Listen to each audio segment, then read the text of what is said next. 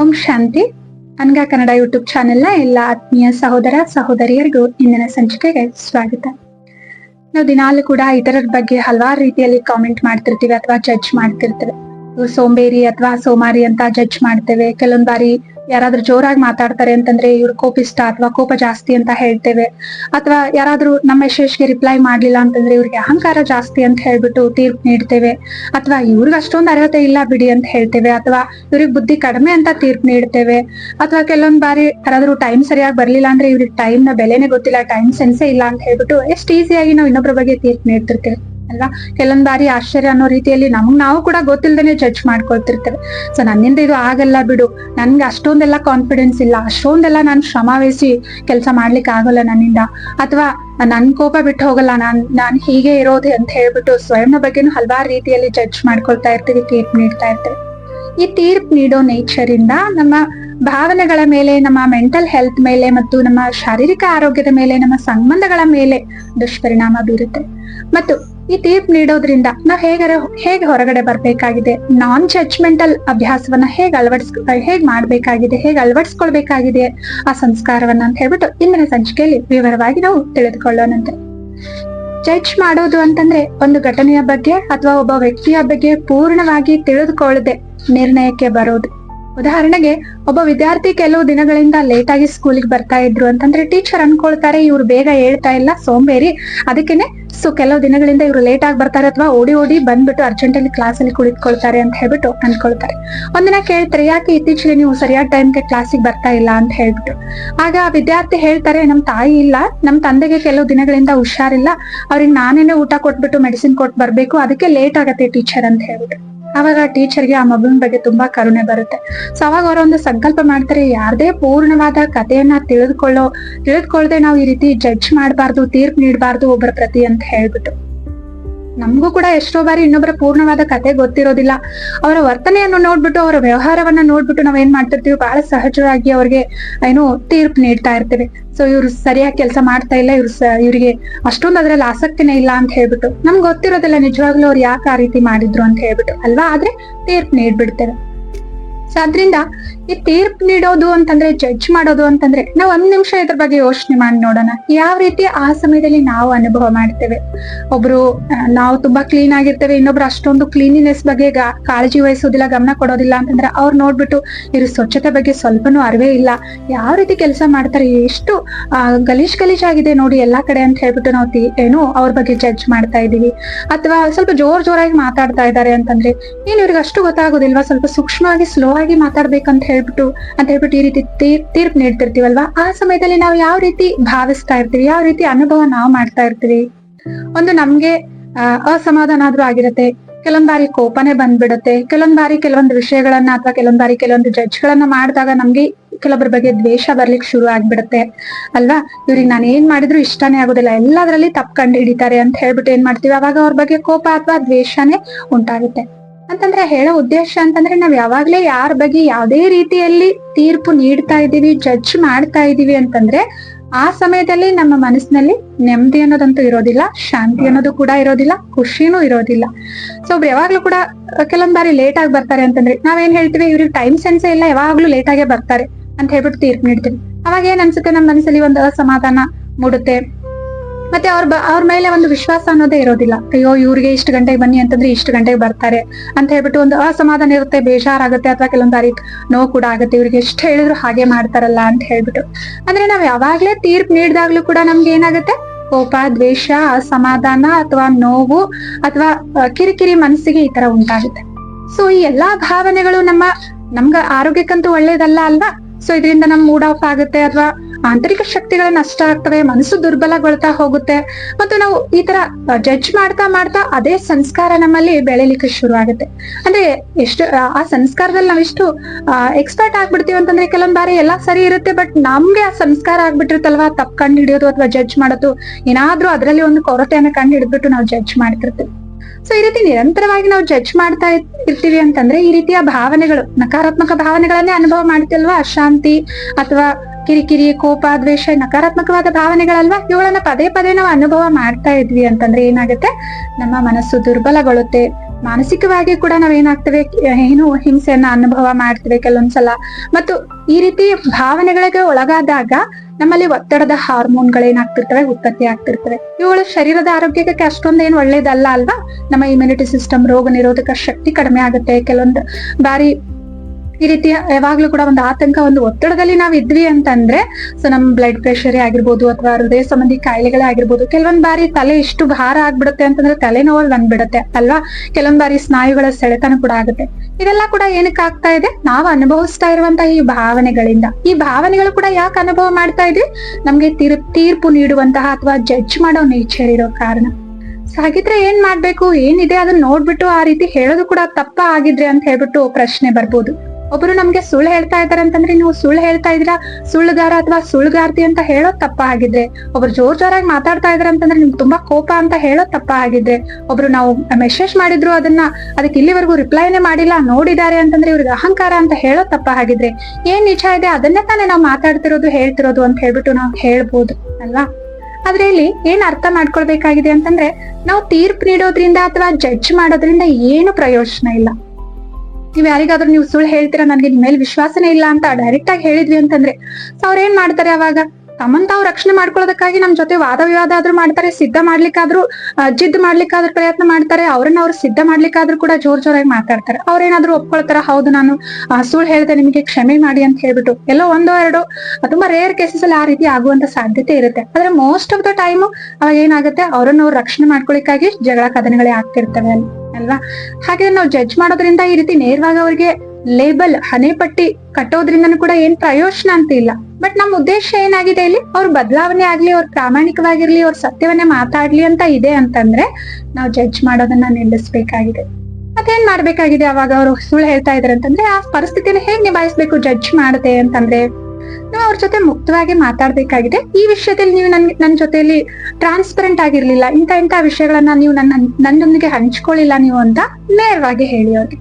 So ಇದಕ್ಕೂ ಅದಕ್ಕೆ ಏನ್ ವ್ಯತ್ಯಾಸ ಇದೆ, ಯಾಕೆ ಸುತ್ತಿ ಬಳಸಿ ನಾವು ಮಾತಾಡ್ಬೇಕು, ನೇರವಾಗಿ ನೀವು ಸುಳ್ಳು ಹೇಳಿದ್ರಿ ಅಂದ್ರೆ ಏನ್ ತಪ್ಪಾಗುತ್ತೆ ಇದ್ರಲ್ಲಿ ಅನ್ನುವಂತ ಪ್ರಶ್ನೆ ಕೂಡ ಬರ್ಬೋದು. ವ್ಯತ್ಯಾಸ ಖಂಡಿತವಾಗ್ಲೂ ಇದೆ. ನಮ್ಮ ಉದ್ದೇಶ ಏನಾಗಿದೆ, ಅವ್ರ ಬದಲಾವಣೆ ಆಗ್ಲಿ, ಪ್ರಾಮಾಣಿಕವಾಗಿರ್ಲಿ ಅಂತ ಹೇಳ್ಬಿಟ್ಟು ಅಲ್ವಾ. ಸೊ ಅಂತಂದ್ರೆ ನಾವು ಅವರ ವ್ಯಕ್ತಿತ್ವಕ್ಕೆ ಲೇಬಲ್ ನೀಡಬಾರ್ದು, ಅವ್ರ ವ್ಯಕ್ತಿತ್ವಕ್ಕೆ ಹಣೆಪಟ್ಟಿಯನ್ನ ಇಡಬಾರ್ದು. ನೀವು ಸುಳ್ಳುಗಾರ್ತಿ ಅಥವಾ ಸುಳ್ಳುಗಾರ ಅಂತಂದ್ರೆ ಅವ್ರ ವ್ಯಕ್ತಿತ್ವಕ್ಕೆ ನಾವ್ ಏನ್ ಮಾಡ್ತಾ ಇದೀವಿ, ಒಂದು ಲೇಬಲ್ ಅನ್ನ ಹಚ್ತಾ ಇದ್ದೇವೆ. ಸೊ ಅಂತಂದ್ರೆ ಅವ್ರು ನಮ್ಮ ಹತ್ರ ಮಾತ್ರ ಸುಳ್ಳು ಹೇಳ್ಬೋದು, ಎಲ್ಲರ ಹತ್ರನು ಅವ್ರು ಪ್ರಾಮಾಣಿಕವಾಗಿರ್ಬೋದಲ್ವಾ. ಸೊ ನಮ್ಮ ಹತ್ರನು ಯಾಕೆ ಸುಳ್ಳು ಹೇಳಿದಾರೆ ಅಂತ ನಾವು ಅರ್ಥ ಮಾಡ್ಕೊಂಡಿಲ್ಲ. ನಮ್ಮನ್ ಕಂಡ್ರೆ ಅವ್ರಿಗೆ ಭಯ ಇರ್ಬೋದು, ನಮ್ಮ ಹತ್ರ ನಿಜ ಹೇಳಿದ್ರೆ ನಾವು ಕೋಪ ಮಾಡ್ಕೊಳ್ತೀವಿ ಅಂತ ಹೇಳ್ಬಿಟ್ಟು ಅವ್ರಿಗೆ ಸಂಕೋಚ ಇರ್ಬೋದು, ಅಥವಾ ಭಯನೇ ಇರ್ಬೋದು, ಅಥವಾ ನಾವೇನಾದ್ರೂ ಒಂದು ಒಳ್ಳೆ ಪೊಸಿಷನ್ ಇಲ್ಲಿದ್ದೀವಿ, ನಮ್ ಜೊತೆಲಿ ಅವ್ರು ಕೆಲಸ ಮಾಡುವಂತವ್ರು ಆಗಿದ್ದಾರೆ ಅಂತಂದ್ರೆ ಎಲ್ಲಿ ನಾವು ಕೆಲಸದಿಂದ ತೆಗೆದ್ ಬಿಡ್ತೀವಿ ಅನ್ನೋಂತ ಭಯ ಆಗಿರ್ಬೋದು, ಯಾವ್ದೋ ಒಂದು ಅಸುರಕ್ಷತೆ, ಅಭದ್ರತೆ ಅವರನ್ನ ಕಾಡ್ತಿರ್ಬೋದು. ಆ ಸಮಯಕ್ಕೋಸ್ಕರ ಅಥವಾ ಅವ್ರಿಗೆ ಇದೇನ್ ಚಿಕ್ಕ ವಿಷಯ ಅಲ್ವಾ, ನಾನು ಆಮೇಲೆ ಸರಿ ಮಾಡ್ಬಿಡ್ತೀನಿ, ಈಗ ಆಗಿದೆ ಅಂತ ಹೇಳಿದ್ರೆ ಆಯ್ತು ಬಿಡು ಅಂತ ಈ ರೀತಿನೂ ಇರ್ಬೋದು ಅವ್ರಿಗೆ ಅಲ್ವಾ. ನಾವು ಸರಿಯಾಗಿ ಅವ್ರು ಯಾಕೆ ಸುಳ್ಳು ಹೇಳಿದಾರೆ ಅಂತ ಅರ್ಥ ಮಾಡ್ಕೊಳ್ಳದೆ ಡೈರೆಕ್ಟ್ ಆಗಿ ಜಡ್ಜ್ ಮಾಡ್ಬಿಟ್ಟು ಅವರಿಗೆ ಈ ರೀತಿ ಹೇಳಿದ್ವಿ ಅಂತಂದ್ರೆ ಏನಾಗುತ್ತೆ, ನಾವು ಅವರನ್ನ ಬದಲಾವಣೆ ಮಾಡ್ಲಿಕ್ಕೆ ಸಾಧ್ಯ ಆಗೋದಿಲ್ಲ. ಯಾವ ಪರಿವರ್ತನೆಯನ್ನ ನಾವು ಅವರಲ್ಲಿ ನೋಡ್ಬೇಕು ಅಂದ್ಕೊಳ್ತೀವಲ್ವಾ, ಅದನ್ನ ತರ್ಲಿಕ್ಕೆ ಸಾಧ್ಯ ಆಗೋದಿಲ್ಲ. ಏನ್ ಮಾಡ್ಬೇಕಾಗಿದ್ರೆ, ಅವರ ವರ್ತನೆಯನ್ನ ಅವರ ವ್ಯಕ್ತಿತ್ವದಿಂದ ಬೇರ್ಪಡಿಸ್ಬೇಕಾಗಿದೆ. ನಾವ್ ಅವ್ರಿಗೆ ಏನಿದೆ ಅದನ್ನ ಸ್ಪಷ್ಟವಾಗಿ ನೇರವಾಗಿ ಹೇಳ್ತಾ ಇದ್ವಿ, ಯಾವ್ದನ್ನು ಮರೆ ಮಾಚ್ತಾ ಇಲ್ಲ. ನಾವಿಲ್ಲಿ ನಾವ್ ಅವ್ರಿಗೆ ಹೇಳ್ತಾ ಇದ್ವಿ, ಇಂಥ ವಿಷಯಗಳನ್ನ ನೀವು ನನ್ನ ಹತ್ರ ಏನು ಹೇಳಲಿಲ್ಲ, ಮರೆ ಮಾಚಿದ್ರಿ ಅಂತಾನೆ ಹೇಳ್ತಾ ಇದ್ವಿ. ಸೊ ಇದೇನಾಗ್ತಾ ಇದೆ, ಅವ್ರ ವರ್ತನೆ ಬಗ್ಗೆ ನಾವಿಲ್ಲಿ ಮಾತಾಡ್ತಾ ಇದೀವಿ, ಅವ್ರ ವ್ಯಕ್ತಿತ್ವಕ್ಕೆ ನಾವು ಲೇಬಲ್ ಕೊಡ್ತಾ ಇಲ್ಲ. ಸೊ ಏನೇ ಇದ್ರು ಕೂಡ ನೀವು ಟ್ರಾನ್ಸ್ಪರೆಂಟ್ ಆಗಿ ಮುಕ್ತವಾಗಿ ನನ್ನ ಜೊತೆ ಮಾತನಾಡಿ ನನ್ಗೆ ಇನ್ಫಾರ್ಮ್ ಮಾಡಿ ಅಂತ ನಾವು ಹೇಳಿದ್ವಿ ಅಂತಂದ್ರೆ, ಸೊ ಅಥವಾ ನೀವು ಯಾಕೆ ಈ ರೀತಿ ಮಾಡಿದ್ರಿ ಅಂತ ನಾನು ತಿಳ್ಕೊಳ್ಬಹುದಾ ಅಂತ ಕೇಳಿದ್ವಿ ಅಂತಂದ್ರೆ ಅವ್ರು ಹೇಳ್ತಾರೆ ಅವ್ರ ಮನಸ್ಸಿನಲ್ಲಿರೋ ಮಾತನ್ನ. ಇಲ್ಲ ಅದು ಚಿಕ್ಕ ಕೆಲಸ ಅಲ್ವಾ, 2 ನಿಮಿಷದಲ್ಲಿ ನಾನು ಮಾಡಿ ಮುಗಿಸ್ತೀನಿ ಅನ್ನೋ ಆತ್ಮವಿಶ್ವಾಸ ನನ್ನಲ್ಲಿತ್ತು, ಅದಕ್ಕೆ ನಾನು ಮುಗಿದೋಗಿದೆ ಅಂತ ಹೇಳ್ದೆ. ಅಥವಾ ಅವ್ರು ಹೇಳ್ತಾರಲ್ವಾ, ಇನ್ನೂ ಮುಗ್ದಿಲ್ವಾ ಅಂತ ನೀವ್ ಎಲ್ಲಿ ಬೇಸರ ಮಾಡ್ಕೊಳ್ತಿರೋ ಅಂತ ಆ ರೀತಿ ಹೇಳ್ದೆ, ಅಥವಾ ನೀವ್ ಎಲ್ಲಿ ಕೋಪ ಮಾಡ್ಕೊಂಡ್ಬಿಡ್ತಿರೋ ಅಂತ ಹೇಳ್ಬಿಟ್ಟು ಆ ರೀತಿ ಹೇಳ್ದೆ ಅಂತ ಹೇಳ್ಬಿಟ್ಟು ಏನ್ ನಿಜ ಇರುತ್ತೆ ಅದನ್ನ ಅವ್ರು ಹೇಳ್ತಾರೆ. ನಾವ್ ಆಮೇಲೆ ಅವ್ರಿಗೆ ಹೇಳ್ಬೋದಲ್ಲ, ಪರವಾಗಿಲ್ಲ ನೆಕ್ಸ್ಟ್ ಟೈಮ್ ಇಂದ ನೀವು ಪ್ರಾಮಾಣಿಕವಾಗಿ ಸತ್ಯವನ್ನ ಹೇಳಿ, ನಾನು ಬೇಜಾರು ಮಾಡ್ಕೊಳ್ಳೋದಿಲ್ಲ, ಕೋಪನ ಮಾಡ್ಕೊಳ್ಳೋದಿಲ್ಲ ಅಂತ ಹೇಳ್ಬಿಟ್ಟು ಸೊ ನಾವು ಹೇಳ್ಬೋದು. ಸೊ ಇದರಿಂದ ಏನಾಗುತ್ತೆ, ಸೊ ಅಲ್ಲಿ ನಾವು ಪರಿಹಾರವನ್ನ ಕಂಡುಕೊಳ್ತಾ ಇದ್ದೀವಿ. ಒಬ್ಬ ವ್ಯಕ್ತಿಗೆ ಡೈರೆಕ್ಟ್ ಆಗಿ ಲೇಬಲ್ ಹಾಕೋದ್ರಿಂದ, ಜಡ್ಜ್ ಮಾಡೋದ್ರಿಂದ ಪರಿಹಾರದ ಕಡೆಗೆ ನಾವು ಗಮನನೇ ಕೊಡೋದಿಲ್ಲ ಅಲ್ಲಿ, ಮತ್ತು ಅದು ಅಲ್ಲೇ ನಿಂತು ಹೋಗ್ಬಿಡುತ್ತೆ ಅಲ್ವಾ. ಸೊ ನಾವು ಅವ್ರನ್ನ ವಿಶ್ವಾಸ ಮಾಡೋದನ್ನೇ ನಿಲ್ಲಿಸ್ಬಿಡ್ತೇವೆ, ಕೆಲವೊಂದು ಜವಾಬ್ದಾರಿಗಳನ್ನ ಕೊಡೋದನ್ನು ಕೂಡ ಬಿಟ್ಟು ಬಿಡ್ತೇವೆ. ಸೊ ಏನಾಗುತ್ತೆ, ಕೆಲವೊಂದ್ ಬಾರಿ ಇಂಥ ಕೆಲಸಗಳಿರ್ತವೆ, ನಾವ್ ಎಲ್ರಿಗೂ ಕೆಲವೊಂದು ಜವಾಬ್ದಾರಿಗಳನ್ನ ಕೊಟ್ಬಿಟ್ಟು ಎಲ್ಲರ ಸಹಯೋಗದಿಂದ ಆ ಕೆಲಸವನ್ನ ದೊಡ್ಡ ಕೆಲಸವನ್ನ ಮಾಡಿ ಮುಗಿಸ್ಬೇಕಾಗುತ್ತೆ. ಆದ್ರೆ ನಮ್ ಜೊತೆ ಇರೋರು ಕೆಲವೊಬ್ಬರ ಮೇಲೆ ನಂಗೆ ವಿಶ್ವಾಸ ಇಲ್ಲ ಅಂತಂದ್ರೆ ಅವ್ರನ್ನ ಕೆಲಸದಲ್ಲಿ ಇನ್ವಾಲ್ವ್ ಮಾಡ್ಲಿಕ್ಕೆ ಆಗೋದಿಲ್ಲ, ಅದರಿಂದ ಕೆಲಸದ ಮೇಲೆ ಕೂಡ ಪರಿಣಾಮ ಬೀರುತ್ತೆ. ಅಲ್ವಾ. ಮತ್ತು ಅಂತವ್ರು ನಮ್ ಜೊತೆ ಇದಾರೆ, ನಾವು ಅವ್ರ ಮೇಲೆ ವಿಶ್ವಾಸ ಇಡಲ್ಲ ಅಂತ ಈ ವಿಶ್ವಾಸ ಇಡಲ್ಲ ಅಂತಂದ್ರೆ ಬಲೆ ಅವರು ನಮ್ ಕುಟುಂಬದವರೇ ಆಗಿರ್ಬೋದು ಅಥವಾ ಆಫೀಸಲ್ಲೇ ಇರ್ಬೋದು. ಸೊ ಅವಾಗೇನಾಗುತ್ತೆ, ನಿರಂತರವಾಗಿ ಒಂದು ಒತ್ತಡ ನಮ್ಮ ಮೇಲೆ ಇರುತ್ತಲ್ವಾ, ಇಂತ ವಸ್ತುಗಳನ್ನ ಇಲ್ಲಿಟ್ಟಿದ್ದೇನೆ, ನನ್ಗೆ ಅವ್ರ ಮೇಲೆ ವಿಶ್ವಾಸನೇ ಇಲ್ಲ ಅಂತ ಹೇಳ್ಬಿಟ್ಟು ಯಾವಾಗ್ಲೂ ಒಂದು ಆತಂಕ ಅಥವಾ ಒಂದು ಅಸುರಕ್ಷತೆ ಅಥವಾ ಒಂದು ಒತ್ತಡ ಅಂತ ನಮ್ಮ ಮನಸ್ಸಲ್ಲಿ ಕೊರಿತಾನೆ ಇರುತ್ತಲ್ವಾ. ಸೊ ಅದಕ್ಕೋಸ್ಕರ ಜಡ್ಜ್ ಮಾಡೋದ್ರಿಂದ, ಲೇಬಲ್ ಮಾಡೋದ್ರಿಂದ ನಮ್ಗೆ ಏನಾಗುತ್ತೆ, ಒತ್ತಡದ ಅನುಭವ, ಕೆಲವೊಂದ್ ಬಾರಿ ಭಾರಿತನದ ಅನುಭವ, ಕೆಲವೊಂದ್ ಬಾರಿ ಅಸಮಾಧಾನ, ಈ ರೀತಿ ಭಾವನೆಗಳನ್ನ ನಾವೇ ಅನುಭವ ಮಾಡ್ತೇವೆ. ಸೊ ಅದಕ್ಕೋಸ್ಕರ ಏನ್ ಮಾಡ್ಬೇಕಾಗಿದೆ, ನಾವ್ ಯಾವಾಗ್ಲೂ ಕೂಡ ಪರಿಹಾರದ ಕಡೆಗೆ ಗಮನ ಕೊಡ್ಬೇಕಾಗಿದೆ, ಪರಿಹಾರದ ಬಗ್ಗೆ ಮಾತನಾಡ್ಬೇಕಾಗಿದೆ. ಪರಿಹಾರದ ಬಗ್ಗೆ ಮಾತನಾಡ್ಬೇಕು ಅಂತಂದ್ರೆ ಅವರ ವರ್ತನೆಯ ಬಗ್ಗೆ ನಾವು ಮಾತನಾಡ್ಬೇಕಾಗಿದೆ. ಕೆಲವೊಬ್ರು ನಾವು ಆಫೀಸಲ್ಲಿ ಇದ್ದೇವೆ, ನಮ್ ಗ್ರೂಪ್ ದವರೇ, ನಾವು ಟೀಮ್ ಲೀಡ್ ಆಗಿದೀವಿ ಅಥವಾ ಮ್ಯಾನೇಜರ್ ಆಗಿದೀವಿ ಅಂತಂದ್ರೆ, ಸೊ ನಮ್ಮ ಜೊತೆಯಲ್ಲಿ ವರ್ಕ್ ಮಾಡೋರು ಯಾವಾಗ್ಲೂ ಕೆಲವೊಂದ್ ಬಾರಿ ಲೇಟ್ ಆಗಿ ಬರ್ತಾರೆ ಅಂತಂದ್ರೆ ನಾವೇನ್ ಜಡ್ಜ್ ಮಾಡ್ಬಿಡ್ತೇವೆ, ಇವ್ರಿಗೆ ಟೈಮ್ ಸೆನ್ಸ್ ಅನ್ನೋದೇ ಗೊತ್ತಿಲ್ಲ, ಇವರಿಗೆ ಯಾವಾಗ ನೋಡಿದ್ರು ಲೇಟ್ ಆಗಿ ಬರ್ತಾರೆ, ಇದರಿಂದ ಎಷ್ಟೊಂದು ಕೆಲಸಗಳ ಪೆಂಡಿಂಗ್ ಉಳಿತವೆ, ಅಥವಾ ಮೀಟಿಂಗ್ ಅಲ್ಲಿ ಅಟೆಂಡ್ ಆಗ್ಬೇಕಾಗಿರುತ್ತೆ, ಇವ್ರು ಇಲ್ಲ ಅಂತ ಹೇಳ್ಬೇಕಾಗುತ್ತೆ ಅಂತ ಹೇಳ್ಬಿಟ್ಟು, ಸೊ ಈ ತರ ನಾವು ಅವ್ರಿಗೆ ಟೈಮ್ ಸೆನ್ಸ್ ಇಲ್ಲ ಅನ್ನೋದನ್ನ ತೀರ್ಪು ನೀಡ್ತೇವೆ. ಕೆಲವೊಂದ್ ಬಾರಿ ಅವ್ರಿಗೆ ಹಾಗೆ ಹೇಳ್ತೀವಿ, ನಿಮ್ ಟೈಮ್ ಸೆನ್ಸ್ ಅನ್ನೋದೇ ಇಲ್ಲ, ಸೊ ಯಾವಾಗ ನೋಡಿದ್ರು ಲೇಟ್ ಆಗಿ ಬರ್ತೀರಾ ಅಂತ ಹೇಳ್ಬಿಟ್ಟು. ಇದರಿಂದನೂ ಎಲ್ಲಾ ಸಮಯದಲ್ಲಿ ನಾವು ಅವರನ್ನ ಬದಲಾವಣೆ ಮಾಡ್ಲಿಕ್ಕೆ ಆಗೋದಿಲ್ಲ. ಈ ತರ ಮಾತುಗಳನ್ನ ಆಡ್ಬಿಟ್ಟು ಅವ್ರು ಅನ್ಕೊಳ್ತಾರೆ, ನಾನ್ ಬೇಗ ಹೋದ್ರೆ ಏನ್ ಪ್ರಯೋಜನ ಬಿಡು, ಅವ್ರು ಯಾವಾಗ್ಲೂ ಕೂಡ ನಾನು ಲೇಟ್ ಆಗಿ ಬರ್ತೀನಿ ಅಂತಾನೆ ಹೇಳಿ ಜಡ್ಜ್ ಮಾಡ್ತಾರಲ್ವಾ ಅಂತ ಹೇಳ್ಬಿಟ್ಟು ಎಷ್ಟೋ ಬಾರಿ ಅವ್ರನ್ನ ಮಾತನ್ನ ಸೀರಿಯಸ್ ಆಗಿ ತೆಗೆದುಕೊಳ್ಳೋದು ಇಲ್ಲ, ಅವರಲ್ಲಿ ಯಾವ ಪರಿವರ್ತನೆ ಕೂಡ ಮಾಡ್ಕೊಳ್ಳೋದಿಲ್ಲ. ಸೊ ಈ ಸಿಚುವೇಶನ್ ಅಲ್ಲಿ ನಾವ್ ಏನ್ ಮಾಡ್ಬೇಕಾಗಿದೆ, ಹಾಗಿದ್ರೆ ನಾವ್ ಏನ್ ಗಮನಿಸ್ತಾ ಇದೀವಲ್ವಾ, ಸೊ ಅದನ್ನೇ ನೇರವಾಗಿ ಸ್ಪಷ್ಟವಾಗಿ ನಾವು ಪ್ರೀತಿಯಿಂದ ಹೇಳ್ಬೇಕಾಗಿದೆ. ಆಗ್ಲೇ ಹೇಳಿದ್ರು ಹಾಗೆ ನಾವು ಅವರ ವ್ಯಕ್ತಿತ್ವವನ್ನ ಮತ್ತು ಅವ್ರ ವರ್ತನೆಯನ್ನ ಸಪರೇಟ್ ಮಾಡ್ತಾ ಇದೀವಿ, ಮತ್ತು ನಾವು ಪರಿಹಾರದ ಕಡೆಗೆ ಗಮನ ಹರಿಸ್ತಾ ಇದೀವಿ, ಅದರ ಬಗ್ಗೆ ಮಾತ್ರ ಮಾತನಾಡ್ತಾ ಇದ್ದೇವೆ. ಸೊ ಅಂತಂದ್ರೆ ನಾವು ಅವ್ರಿಗೆ ಹೇಳ್ತಾ ಇದೀವಿ, ಕಳೆದ 1 ತಿಂಗಳಲ್ಲಿ 5 ಬಾರಿ ನೀವು ಲೇಟ್ ಆಗಿ ಬಂದಿದ್ದೀರಾ, ಇದರಿಂದ ಮೀಟಿಂಗ್ ನೀವು ಅಟೆಂಡ್ ಆಗ್ಲಿಕ್ಕೆ ಲೇಟ್ ಆಗುತ್ತಲ್ವಾ, ಸೊ ಅವಾಗ ಎಲ್ರಿಗೂ ಕೂಡ ತೊಂದರೆ ಆಗುತ್ತೆ. ನನ್ಗನ್ಸುತ್ತೆ ನೀವು ಸಮಯ ನಿರ್ವಹಿಸೋದ್ ಬಗ್ಗೆ ಸ್ವಲ್ಪ ಜಾಸ್ತಿ ಗಮನ ಕೊಡ್ಬೇಕಾಗಿದೆ ಅಂತ ಹೇಳ್ಬಿಟ್ಟು, ನಾವೇನಾದ್ರೂ ಯಾವ್ದಾದ್ರು ರೀತಿಯಲ್ಲಿ ನಿಮ್ಗೆ ಸಹಾಯ ಮಾಡ್ಬೋದಾ ಅಥವಾ ಏನಾದ್ರೂ ಸಮಸ್ಯೆ ಇದೆಯಾ ಅಂತ ಹೇಳ್ಬಿಟ್ಟು ನಾವು ಮುಕ್ತವಾಗಿ ಮಾತನಾಡ್ತಾ ಇದೀವಿ ಅಂತಂದ್ರೆ ನೋಡಿ ಆ ಸಿಚುವೇಶನ್ ಹೇಗಿರುತ್ತೆ, ನಮ್ಮಲ್ಲಿರುವಂತಹ ಕರುಣೆಯನ್ನ ನಾವು ಇನ್ನೊಬ್ಬರ ಜೊತೆಗೆ ಹಂಚ್ಕೊಳ್ತಾ ಇದೀವಿ. ಮತ್ತು ಆ ವ್ಯಕ್ತಿಗೆ ನಾವು ಅಪಮಾನನು ಮಾಡ್ತಾ ಇಲ್ಲ, ಅವ್ರ ಬಗ್ಗೆ ಯಾವುದೇ ದ್ವೇಷನೂ ಇಲ್ಲ ನಮ್ಗೆ, ಅವರಿಗೆ ಬೇಸರನು ಕೂಡ ಮಾಡ್ತಾ ಇಲ್ಲ. ನಾವು ಕೇವಲ ಅವ್ರ ವರ್ತನೆ ಬಗ್ಗೆ, ಕೇವಲ ಅಲ್ಲಿರುವಂತಹ ಸಮಸ್ಯೆಗಳ ಬಗ್ಗೆ ಮಾತನಾಡಿದೀವಿ, ಮತ್ತು ಪರಿಹಾರದ ಕಡೆನೂ ಕೂಡ ನಾವು ಅಲ್ಲಿ ಯೋಚನೆ ಮಾಡ್ತಾ ಇದೀವಿ, ಆಯ್ಕೆಯನ್ನ ನೀಡ್ತಾ ಇದೀವಿ. ಸೊ ಇವಾಗ ಏನಾಗುತ್ತೆ, ಸೊ ಅವರು ಸಕಾರಾತ್ಮಕವಾಗಿ ಇದನ್ನ ತೆಗೆದುಕೊಳ್ತಾರೆ, ಏನಾದ್ರೂ ಸಮಸ್ಯೆ ಇದ್ರೆ ನಮ್ ಜೊತೆ ಮುಕ್ತವಾಗಿ ಮಾತನಾಡ್ತಾರೆ ಅಲ್ವಾ. ಸೊ ಅಥವಾ ಮೊದ್ಲೇ ಇನ್ಫಾರ್ಮ್ ಮಾಡ್ತಾರೆ, ಅಥವಾ ಏನಿದ್ರು ಕೂಡ ಓಪನ್ ಅಪ್ ಆಗಿ ನಮ್ ಜೊತೆ ಮಾತನಾಡ್ತಾರೆ. ಯಾಕಂದ್ರೆ ನಾವು ಅವ್ರ ವ್ಯಕ್ತಿತ್ವಕ್ಕೆ ಲೇಬಲ್ ಮಾಡಿಲ್ಲ ಅಥವಾ ಅವ್ರಿಗೆ ಅಪಮಾನನೂ ಮಾಡಿಲ್ಲ, ನಮ್ಮ ಮನಸ್ಸಲ್ಲಿ ಅವ್ರ ಪ್ರತಿ ಯಾವುದೇ ದ್ವೇಷ ಆಗ್ಲಿ ಅಥವಾ ತಿರಸ್ಕಾರದ ಭಾವನೆ ಆಗ್ಲಿ ಇಲ್ಲ. ನೇರವಾಗಿ ಸ್ಪಷ್ಟವಾಗಿ ಏನಿದೆ ಅದನ್ನೇ ನಾವು ಮಾತನಾಡ್ತಾ ಇದೀವಿ, ಆದ್ರೆ ಜಡ್ಜ್ ಮಾಡ್ತಾ ಇಲ್ಲ. ಜಡ್ಜ್ ಮಾಡೋದು ಅಂತಂದ್ರೆ ಕೇವಲ ನೀವು ತಪ್ಪು ಅಂತ ಹೇಳೋದು ಅಷ್ಟೇ ಅಲ್ಲ, ಜಡ್ಜ್ ಮಾಡೋದು ಅಂತಂದ್ರೆ ಹಲವಾರು ರೂಪಗಳಲ್ಲಿ ನಾವು ಇನ್ನೊಬ್ರಿಗೆ ತೀರ್ಪು ನೀಡ್ತಾ ಇರ್ತೀವಿ. ಕೆಲವೊಂದ್ ಬಾರಿ ಅವ್ರಿಗೆ ಬ್ಲೇಮ್ ಮಾಡೋದ್ರ ಮೂಲಕ ಅವ್ರಿಗೆ ತೀರ್ಪು ನೀಡ್ತಾ ಇರ್ತೀವಿ, ನಿಮ್ಮಿಂದನೇ ಈ ರೀತಿ ಎಲ್ಲ ಆಗಿದ್ದು, ನೀವು ಸರಿಯಾಗಿ ಕೆಲಸ ಮಾಡಿದ್ರಿ ಅಂತಂದ್ರೆ ಇವತ್ತು ಇಷ್ಟೊಂದೆಲ್ಲ ಸಮಸ್ಯೆಗಳು ಉಂಟಾಗ್ತಾನೆ ಇರ್ಲಿಲ್ಲ ಅಂತ ಹೇಳ್ಬಿಟ್ಟು ಅವ್ರಿಗೆ ಬ್ಲೇಮ್ ಮಾಡೋದ್ರ ಮೂಲಕ ಅಥವಾ ನಿಂದನೆ ಮಾಡೋದ್ರ ಮೂಲಕ ಏನ್ ಮಾಡ್ತಾ ಇದೀವಿ, ಅವ್ರನ್ನ ಜಡ್ಜ್ ಮಾಡ್ತಾ ಇದ್ವಿ. ಕೆಲವೊಂದ್ ಬಾರಿ ಕಂಪೇರ್ ಮಾಡ್ತಿರ್ತೀವಿ, ನಿಮ್ಗಿಂತ ಜೂನಿಯರ್ ನಿಮ್ಗಿಂತ ಫಾಸ್ಟ್ ಆಗಿ ಬೇಗ ಕೆಲಸ ಮಾಡಿ ಮುಗಿಸ್ತಾರೆ, ನಿಮ್ಗೆ ಇಷ್ಟ ಅನುಭವ ಇದ್ರೂ ಕೂಡ ಇಷ್ಟು ಲೇಟ್ ಆಗಿ ಮಾಡ್ತೀರಾ, ಟೈಮ್ ತಗೊಳ್ತಿರಲ್ವಾ ಅಂತ ಹೇಳ್ಬಿಟ್ಟು ನಾವು ಕಂಪೇರ್ ಮಾಡೋದ್ರ ಮೂಲಕ ಅವ್ರನ್ನ ಏನ್ ಮಾಡ್ತಾ ಇದೀವಿ, ನೀವು ಇವ್ರಿಗಿಂತ ಕಡಿಮೆ ಅಂತ ಹೇಳ್ಬಿಟ್ಟು ಜಡ್ಜ್ ಮಾಡ್ತಿರ್ತೀವಿ. ಈವನ್ ಪರಿವಾರದಲ್ಲಿ ಕೂಡ ಮಕ್ಕಳ ಮಧ್ಯನೂ ಕಂಪೇರ್ ಮಾಡ್ತಿರ್ತೀವಲ್ವಾ, ನಿನ್ ಅಣ್ಣ ನೋಡು ಎಷ್ಟ್ ಚೆನ್ನಾಗಿ ಓದ್ತಾನೆ, ನಿನ್ಗೇನಾಗಿದೆ ಅಂತ ಹೇಳ್ಬಿಟ್ಟು ತಂಗಿನೋ ಅಥವಾ ತಮ್ಮನ್ಗೆ ಹೇಳ್ತಾ ಇದೀವಿ ಅಂತಂದ್ರೆ ಅಲ್ಲಿ ಕೂಡ ಸೊ ನೀನು ಸಾಕಷ್ಟು ಇಲ್ಲ ಅಥವಾ ನಿನ್ ಅಣ್ಣನ್ ತರ ನೀನ್ ಚೆನ್ನಾಗಿ ಓದಲ್ಲ ಅಂತ ಹೇಳ್ಬಿಟ್ಟು ಏನ್ ಮಾಡ್ತಾ ಇದೀವಿ, ಅಲ್ಲಿ ಕೂಡ ನಾವು ತೀರ್ಪು ನೀಡ್ತಾ ಇದೀವಿ ಕಂಪೇರ್ ಮಾಡೋದ್ರ ಮೂಲಕ. ಎಷ್ಟೋ ಬಾರಿ ಆ ವ್ಯಕ್ತಿ ಇಲ್ದಿರೋ ಸಮಯದಲ್ಲಿ ಆ ವ್ಯಕ್ತಿಯಲ್ಲಿರುವಂತಹ ಬಲಹೀನತೆಗಳನ್ನ ನಾವು ಮಾತನಾಡ್ತಾ ಏನ್ ಮಾಡ್ತಿರ್ತೀವಿ, ಆ ವ್ಯಕ್ತಿಯನ್ನ ಜಡ್ಜ್ ಮಾಡ್ತಿರ್ತೀವಿ. ಅಂದ್ರೆ ಗಾಸಿಪ್ ಮಾಡೋದಾಗಿರ್ಲಿ ಅಥವಾ ಆ ವ್ಯಕ್ತಿಯಲ್ಲಿರುವಂತಹ ಬಲಹೀನತೆಗಳನ್ನ ಅಥವಾ ಅವ್ರು ಮಾಡಿರೋ ಕೆಲಸದ ರೀತಿಯನ್ನ ನಾವು ಟೀಕಿಸ್ತಾ ಏನ್ ಮಾಡ್ತಿರ್ತೀವಿ, ಆ ವ್ಯಕ್ತಿಯ ಬಗ್ಗೆ ಜಡ್ಜ್ ಮಾಡ್ತಾ ಇರ್ತೀವಿ ಅಲ್ವಾ. ಸೊ ಇದರಿಂದ ಯಾವ ಪ್ರಯೋಜನನೂ ಇಲ್ಲ, ಆದ್ರೆ ನಮ್ಮ ನೆಮ್ಮದಿ ಹಾಳಾಗುತ್ತೆ, ನಮ್ ಶಾಂತಿ ಹಾಳಾಗುತ್ತೆ, ನಮ್ಮ ಮನಸ್ಸಿನ ಖುಷಿನೂ ಹಾಳಾಗುತ್ತೆ. ಮತ್ತು ಯಾರ ಬಗ್ಗೆ ನಾವು ನೆಗೆಟಿವ್ ಆಗಿ ಜಡ್ಜ್ ಮಾಡ್ತಾ ಇರ್ತೀವಲ್ವಾ, ಸೊ ಅವ್ರಿಗೆ ಆ ನಮ್ಮ ನೆಗೆಟಿವ್ ಕಂಪನಿಗಳು ತಲುಪ್ತವೆ, ಅವರು ನಮ್ ಬಗ್ಗೆ ಏನ್ ಮಾಡ್ತಾರೆ, ನೆಗೆಟಿವ್ ಆಗಿ ಯೋಚನೆ ಮಾಡ್ಲಿಕ್ಕೆ ಪ್ರಾರಂಭ ಮಾಡ್ತಾರೆ, ನಮ್ ಸಂಬಂಧ ದುರ್ಬಲ ಆಗ್ತಾ ಹೋಗುತ್ತೆ. ಯಾವ್ದಾದ್ರು ಒಂದು ಚಿಕ್ಕ ಮಾತಿನ ಟ್ರಿಗರ್ ಬಂದ್ರು ಕೂಡ ಏನಾಗುತ್ತೆ, ಜಗಳ ಕದನಗಳೇ ಆಗ್ಬಿಡ್ತವೆ, ವಾದ ವಿವಾದಗಳೇ ಆಗ್ಬಿಡ್ತವೆ ಅಲ್ವಾ. ಸೊ ಜಡ್ಜ್ ಮಾಡೋದ್ರಿಂದ ಯಾವುದೇ ರೀತಿಯಲ್ಲಿ ಯಾರಿಗೂ ಕೂಡ ಪ್ರಯೋಜನ ಇಲ್ಲ. ಇದು ನಮ್ಗೆ ಏನ್ ಮಾಡುತ್ತೆ, ನಮ್ಮ ಮನಸ್ಸಿನ ನೆಮ್ಮದಿ ನಮ್ಗೆ ಸಾಕಷ್ಟು ನಷ್ಟ ಮಾಡುತ್ತೆ. ಇನ್ನೊಬ್ರಿಗೆ ಎಷ್ಟು ಪ್ರಭಾವ ಬೀರುತ್ತೋ ಗೊತ್ತಿಲ್ಲ, ಆದ್ರೆ ಸಾಕಷ್ಟು ನಮಗ್ ಮಾತ್ರ ತುಂಬಾ ನಷ್ಟ ಮಾಡುತ್ತೆ. ಯಾಕಂದ್ರೆ ಸೈಕೋಸೊಮ್ಯಾಟಿಕ್ ಡಿಸೀಸಸ್, ಇನ್ನೊಬ್ಬರ ತಪ್ಪಿನ ಬಗ್ಗೆ ನಾವು ಘೃಣ ಪಡ್ತಾ, ದ್ವೇಷ ಪಡ್ತಾ, ಈರ್ಷ್ಯ ಪಡ್ತಾ ಅಥವಾ ಜಡ್ಜ್ ಮಾಡ್ತಾ ನಮ್ಮ ಮನಸ್ಸಲ್ಲಿ ಆ ಒತ್ತಡವನ್ನ ಅನುಭವ ಮಾಡ್ತೀವಿ, ಆತಂಕವನ್ನ ಅನುಭವ ಮಾಡ್ತೀವಲ್ವಾ. ಸೊ ಮನೋದೈಹಿಕ ಕಾಯಿಲೆಗಳಿಗಿದು ಎಷ್ಟೋ ಬಾರಿ ಕಾರಣ ಆಗುತ್ತೆ. ಸೊ ಆದ್ರಿಂದ ಸೊ ಏನ್ ಮಾಡ್ಬೇಕಾಗಿದೆ ನಾವು?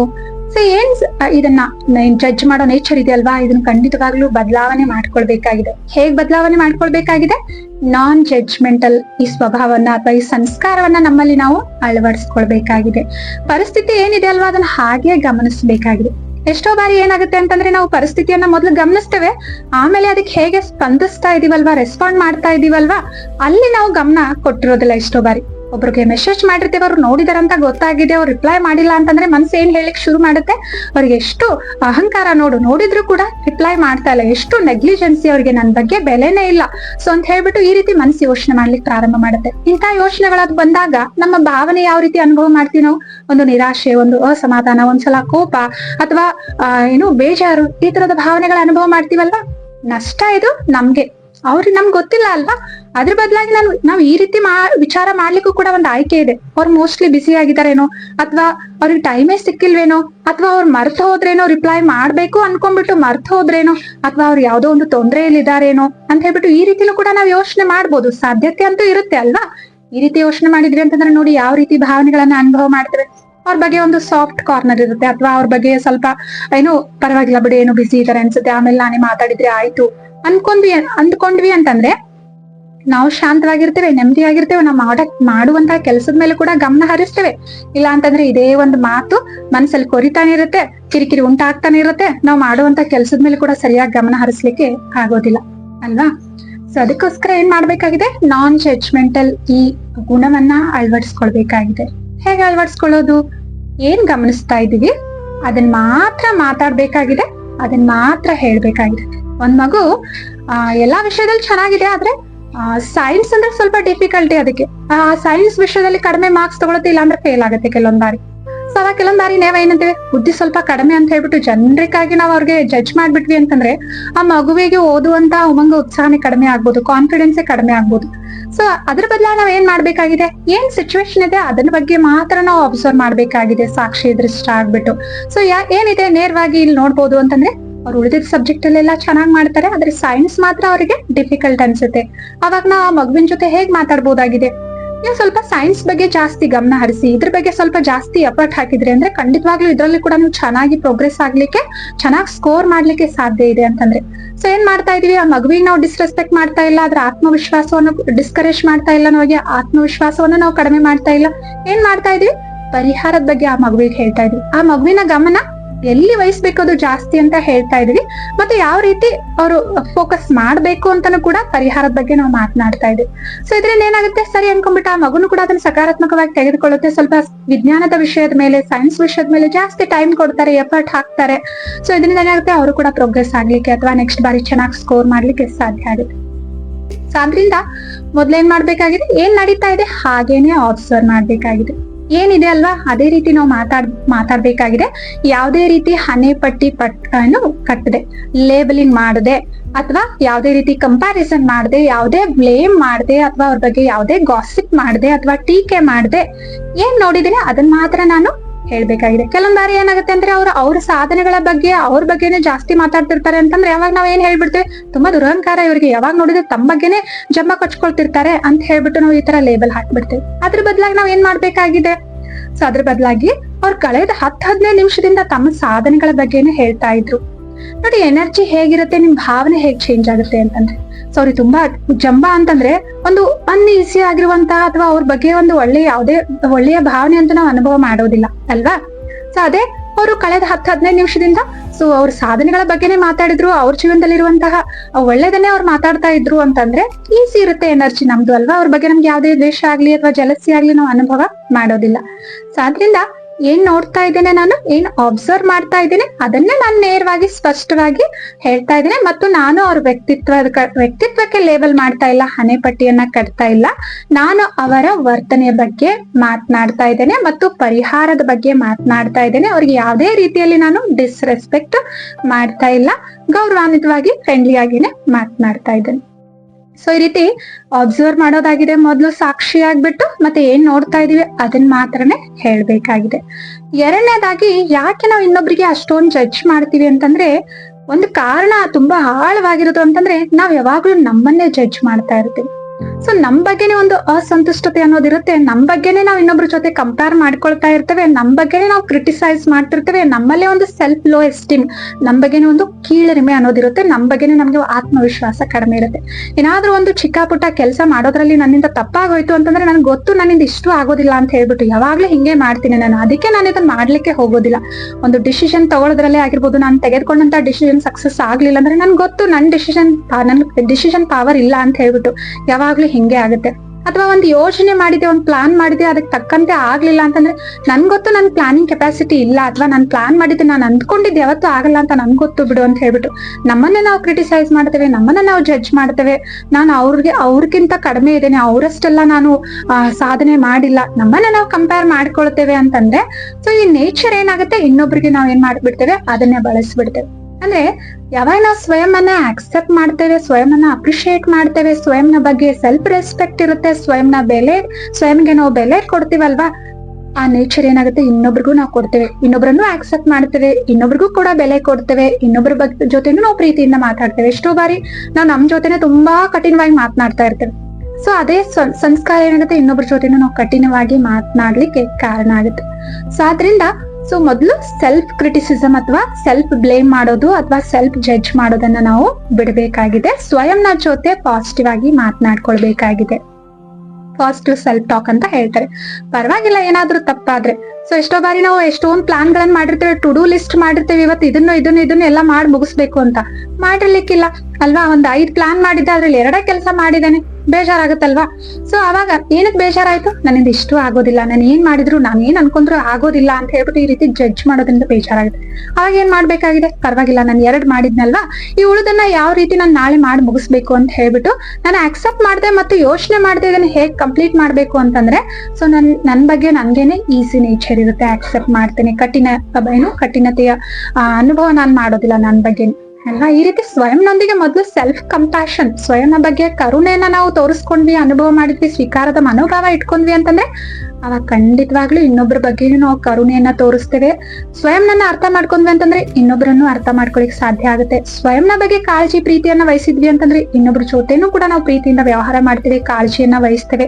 ಸ್ವಯಂಗೆ ಗೌರವ ಕೊಟ್ಕೊಂಡ್ವಿ ಅಂತಂದ್ರೆ ಇನ್ನೊಬ್ರಿಗೂ ಕೂಡ ಕೊಡ್ಲಿಕ್ಕೆ ಸಹಜವಾಗುತ್ತೆ. ಸೊ ಆದ್ರಿಂದ ಸೆಲ್ಫ್ ಕಂಪ್ಯಾಷನ್, ಸ್ವಯಂನ ಬಗ್ಗೆ ಕರುಣೆಯ ಅಭ್ಯಾಸವನ್ನ ನಾವು ಮಾಡ್ಬೇಕಾಗಿದೆ. ಮತ್ತೆ ಏನ್ ನೋಡ್ತೇವೆ, ಅಷ್ಟು ಮಾತ್ರ ನಾವು ಮಾತನಾಡ್ಬೇಕಾಗಿದೆ. ಅವ್ರು ಜೋರಾಗಿ ಮಾತಾಡಿದ್ರು ಅಂತಂದ್ರೆ ಕೋಪಿಷ್ಟ ಅಂತ ಹೇಳೋದ್ರ ಬದಲಾಗಿ ಅವ್ರು ಸ್ವಲ್ಪ ಧ್ವನಿ ಜೋರಾಗಿ ಮಾತನಾಡಿದ್ರು. ಸೊ ಎರಡದ್ರಲ್ಲಿ ತುಂಬಾ ವ್ಯತ್ಯಾಸ ಇದೆ. ಒಂದು ಅವ್ರ ವ್ಯಕ್ತಿತ್ವಕ್ಕೆ ಲೆವೆಲ್ ಕೊಡ್ತಾ ಇದ್ವಿ, ಅವ್ರ ಕೋಪಿಷ್ಟ ಅಂತ ಹೇಳ್ಬಿಟ್ಟು, ಇನ್ನೊಂದು ಜಸ್ಟ್ ಆ ಸಮಯದಲ್ಲಿ ಅವ್ರ ವರ್ತನೆ ಬಗ್ಗೆ ನಾವು ಗಮನ ಹರಿಸ್ತಾ ಇದ್ವಿ. ಇದರಿಂದ ಏನಾಗುತ್ತೆ, ಆ ವ್ಯಕ್ತಿಯ ಪ್ರತಿ ನಮ್ಗೆ ದ್ವೇಷ ಅಥವಾ ಈರ್ಷ್ಯ ಏನು ಮನೋಭಾವನೆ ಬೆಳೀತಾ ಇತ್ತಲ್ವಾ, ಅದರಿಂದ ನಾವು ಮುಕ್ತರಾಗ್ತೇವೆ, ಈಸಿ ಆಗಿರುತ್ತೆ, ನಮ್ಮ ಸಂಬಂಧಗಳು ಚೆನ್ನಾಗಿರ್ತವೆ, ನಮ್ಮ ಮನಸ್ಸಿನ ಶಾಂತಿ ಇರುತ್ತೆ. ಆ ಸಮಯದಲ್ಲಿ ನಾವು ಹಗುರತೆಯ ಅನುಭವ ಮಾಡ್ತೇವೆ ಮತ್ತು ನಮ್ಮ ಆಂತರಿಕ ಶಕ್ತಿಗಳು ಕೂಡ ಏನಾಗ್ತವೆ, ಜಾಸ್ತಿ ಅಂದ್ರೆ ಜಮಾ ಆಗ್ತಾ ಹೋಗ್ತವೆ, ಉಳಿಸ್ಕೊಳ್ತೇವೆ ನಾವು ನಮ್ಮ ಆಂತರಿಕ ಶಕ್ತಿಗಳನ್ನ. ಮತ್ತು ಈ ಜಡ್ಜ್ ಮಾಡೋ ನೇಚರ್ ಇಂದ ಏನ್ ನಮ್ಮ ಶರೀರದ ಆರೋಗ್ಯದ ಮೇಲೆ ದುಷ್ಪರಿಣಾಮ ಬೀರ್ತಾ ಇತ್ತಲ್ವಾ, ಸೊ ಇದೆಲ್ಲದರಿಂದ ನಾವು ಮುಕ್ತರಾಗ್ತೇವೆ. ನಮ್ಮ ಮನಸ್ಸು ಶಾಂತವಾಗಿರುತ್ತೆ, ರಿಲ್ಯಾಕ್ಸ್ ಆಗಿರ್ತೇವೆ, ನಾವು ಬಹಳ ಈಸಿಯಾಗಿ ತೆಗೆದುಕೊಳ್ತೇವೆ ಎಲ್ಲಾ ಪರಿಸ್ಥಿತಿಗಳನ್ನ, ನಮ್ಮ ಸ್ವಸ್ಥಿತಿಯಿಂದ ಅವುಗಳನ್ನ ಎದುರಿಸ್ತೇವೆ. ಸೊ ಇದರಿಂದಾಗಿ ಏನಾಗುತ್ತೆ, ನಾವು ನೋಡಿ ಇನ್ನೊಂದ್ ಏನಾಗುತ್ತೆ ಅಂದ್ರೆ ನಮ್ ಜೊತೆಯಲ್ಲಿ ಇದ್ದವ್ರ ಬಗ್ಗೆ ನಾವ್ ಯಾವಾಗ್ಲೂ ತಪ್ಪು ಕಂಡು ಹಿಡಿತಾನೆ ಇದ್ವಿ, ಜಡ್ಜ್ ಮಾಡ್ತಾನೆ ಇದ್ವಿ, ತೀರ್ಪು ನೀಡ್ತಾನೆ ಇದ್ವಿ ಅಂತಂದ್ರೆ ಜನರಿಗೆ ಇಷ್ಟ ಆಗಲ್ಲ ಅಷ್ಟೊಂದು. ನಮ್ ಜೊತೆ ಯಾರು ಇರ್ಲಿಕ್ಕೆ ಇಷ್ಟ ಪಡೋದಿಲ್ಲ.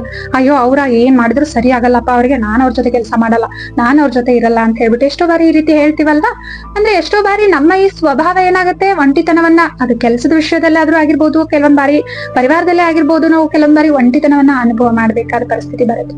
ಸೊ ಆದ್ರಿಂದ ಸೊ ಈ ರೀತಿ ಮಾಡೋದ್ರಿಂದ ಏನ್ ಲಾಭ ಅಂತ ಏನು ಇಲ್ಲ, ವೈಯಕ್ತಿಕವಾಗಿ ಸಿಕ್ಕಾಪಟ್ಟೆ ನಮ್ಗೆ ನಷ್ಟ ಇರೋದ್ರಿಂದ ನಾವ್ ಇದನ್ನ ಓವರ್ಕಮ್ ಮಾಡುವಂತಹ ಹಾನೆಸ್ಟ್ ಆಗಿರುವಂತ ಪ್ರಯತ್ನವನ್ನ ಮಾಡ್ಬೇಕಾಗಿದೆ. ಅದಕ್ಕೆ ಬಹಳ ಸರಳವಾದ ಮಾರ್ಗಗಳನ್ನ ನಾವು ತಿಳಿದುಕೊಂಡಿದ್ದೇವೆ. ಸೊ ಅಬ್ಸರ್ವ್ ಮಾಡೋದಾಗಿದೆ, ಮತ್ತು ಸ್ವೀಕಾರ ಮಾಡೋದಾಗಿದೆ, ಅಂಡರ್ಸ್ಟ್ಯಾಂಡ್ ಮಾಡ್ಕೊಳ್ಳೋದಾಗಿದೆ, ಮತ್ತು ಸ್ವಯಂನ ಬಗ್ಗೆ ಸೆಲ್ಫ್ ಕಂಪ್ಯಾಷನ್ ಅನ್ನ ಪ್ರಾಕ್ಟೀಸ್ ಮಾಡೋದ್ರ ಮೂಲಕ ನಾವೇನ್ ಮಾಡ್ಬೋದಾಗಿದೆ, ಈ ಜಡ್ಜ್ ಮಾಡುವಂತಹ ನೇಚರ್ ಇಂದ ಹೊರಗಡೆ ಬರ್ಲಿಕ್ಕೆ ಸಾಧ್ಯ ಇದೆ. ಸ್ವಲ್ಪ ಅಭ್ಯಾಸ ಮಾಡ್ಬೇಕಾಗಿದೆ. ಒಂದ್ 24 ಗಂಟೆಗಳ ಕಾಲ ನಾವು ಹೋಮ್ವರ್ಕ್ ತರ ತೆಗೆದ್ಕೊಂಡ್ಬಿಟ್ಟು ಇವತ್ತು ಯಾರು ಹೇಗೆ ವರ್ತಿಸಿದ್ರು ಕೂಡ ನಾನು ಅವ್ರ ಬಗ್ಗೆ ಲೇಬಲ್ ಮಾಡೋದಿಲ್ಲ, ಅವ್ರನ್ನ ಬ್ಲೇಮ್ ಮಾಡೋದಿಲ್ಲ, ಕ್ರಿಟಿಸೈಸ್ ಮಾಡೋದಿಲ್ಲ, ಅಥವಾ ಅವ್ರನ್ನ ಇನ್ನೊಬ್ಬರ ಜೊತೆ ಕಂಪೇರ್ ಮಾಡಿ ಕೆಳದೃಷ್ಟಿಯಿಂದ ನೋಡೋದಿಲ್ಲ.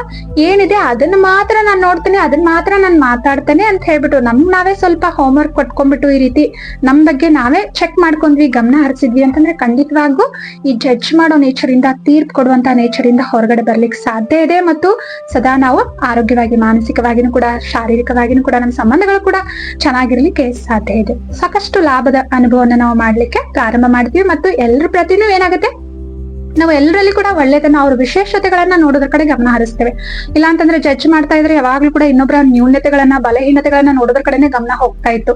ಸೊ ಇದರಿಂದ ಏನಾಗ್ತಾ ಇತ್ತು, ಎಷ್ಟೋ ಬಾರಿ ಇನ್ನೊಂದು ಏನು ಅಂತಂದ್ರೆ ನಾವ್ ಯಾವಾಗ ಇನ್ನೊಬ್ಬರನ್ನ ಜಡ್ಜ್ ಮಾಡ್ತಿರ್ತೀವಲ್ವಾ, ಸಿಕ್ಕಾಪಟ್ಟೆ ಭಯದಲ್ಲಿ ಇರ್ತೀವಿ, ನಾವು ಆತಂಕದಲ್ಲಿ ಇರ್ತೀವಿ ಆಂತರಿಕವಾಗಿ. ಯಾಕೆ ಅಂತಂದ್ರೆ ಎಲ್ಲೋ ಒಂದ್ ಕಡೆ ನಮಗೂ ಈ ರೀತಿ ಅನಿಸ್ತಾ ಇರುತ್ತೆ, ನಾನ್ ಏನಾದ್ರೂ ಸ್ವಲ್ಪ ತಪ್ಪು ಮಾಡಿದ್ರು ಕೂಡ ನನ್ನನ್ನು ಇದೇ ರೀತಿ ಇನ್ನೊಬ್ರು ಜಡ್ಜ್ ಮಾಡ್ತಾರೆ, ಕಠಿಣವಾಗಿ ನಡೆದುಕೊಳ್ತಾರೆ, ಲೇಬಲ್ ಮಾಡ್ತಾರೆ, ಅಥವಾ ಬ್ಲೇಮ್ ಮಾಡ್ತಾರೆ ಅನ್ನುವಂತ ಭಯ ನಮ್ಗೆ ತುಂಬಾ ಆಂತರಿಕವಾಗಿ ಕಾಡ್ತಾ ಇರುತ್ತೆ. ಸೊ ಇಂಥದ್ರಿಂದನೂ ನಾವು ಮುಕ್ತರಾಗ್ಬೇಕು ಅಂತಂದ್ರೆ ಈ ಜಡ್ಜ್ ಮಾಡೋ ನೇಚರಿಂದ ನಾವು ಖಂಡಿತ ಹೊರಗಡೆ ಬರ್ಬೇಕಾಗಿದೆ. ಬಹಳಷ್ಟು ಶಾಂತಿಯ ಅನುಭವನ ನಾವು ಮಾಡ್ತೇವೆ. ಸೊ ಅದರಿಂದ ನೀವು ಕೂಡ ಯಾವ ಒಂದು ಉಪಾಯವನ್ನ ನೀವು ಬಳಸ್ಕೊಂಡು ಈ ಜಡ್ಜ್ ಮಾಡುವಂತಹ, ತೀರ್ಪು ನೀಡುವಂತಹ ಈ ನೇಚರಿಂದ ನೀವು ಹೊರಗಡೆ ಬರ್ಲಿಕ್ಕೆ ಸಾಧ್ಯ ಆಯ್ತು ಅಂತ ನಿಮ್ಮ ಅನುಭವನ ಕಾಮೆಂಟ್ ಮೂಲಕ ಖಂಡಿತವಾಗ್ಲೂ ತಿಳಿಸಿ. ಅದು ಇನ್ನೊಬ್ಬರಿಗೆ, ಎಷ್ಟೋ ಜನರಿಗೆ ಇನ್ಸ್ಪೈರ್ ಆಗ್ಬೋದು, ಅಥವಾ ಅದು ನಿಮ್ಮ ಅನುಭವ ಅವರಿಗೆ ಸರಳ ಅಂತಾನು ಅನಿಸ್ಬೋದು ಅಲ್ವಾ. ಸೊ ಆತ್ಮೀಯ ಸಹೋದರ ಸಹೋದರಿಯರೇ, ಈ ಮಾಹಿತಿ ನಿಮ್ಗೆ ಉಪಯುಕ್ತ ಅಂತ ಹೇಳ್ಬಿಟ್ಟು ಅನ್ಸಿದ್ರೆ ಈ ವಿಡಿಯೋನ ನೀವು ನಿಮ್ಮ ಮಿತ್ರ ಸಂಬಂಧಿಗಳೊಂದಿಗೂ ಕೂಡ ಹಂಚ್ಕೊಳ್ಬಹುದಾಗಿದೆ. ಮತ್ತು ಇದೇ ರೀತಿ ಉಪಯುಕ್ತ ಮಾಹಿತಿಗಳನ್ನ ಪಡೆಯೋದಕ್ಕಾಗಿ ಅನ್ಗಾ ಕನ್ನಡ ಯೂಟ್ಯೂಬ್ ಚಾನೆಲ್ ಅನ್ನ ಸಬ್ಸ್ಕ್ರೈಬ್ ಮಾಡೋದನ್ನ ಮರೆಯಬೇಡಿ. ಮುಂದಿನ ಸಂಚಿಕೆಯಲ್ಲಿ ಮತ್ತೊಂದು ಸುಂದರವಾದ ವಿಷಯದೊಂದಿಗೆ ನಾವೆಲ್ಲರೂ ಕೂಡ ಭೇಟಿಯಾಗೋಣ. ಅಲ್ಲಿವರೆಗೂ ತಮ್ಮೆಲ್ಲರಿಗೂ ಕೂಡ ಒಳ್ಳೆಯದಾಗ್ಲಿ ಅಂತ ಹಾರೈಸ್ತಾ, ನಮಸ್ತೆ, ಓಂ ಶಾಂತಿ.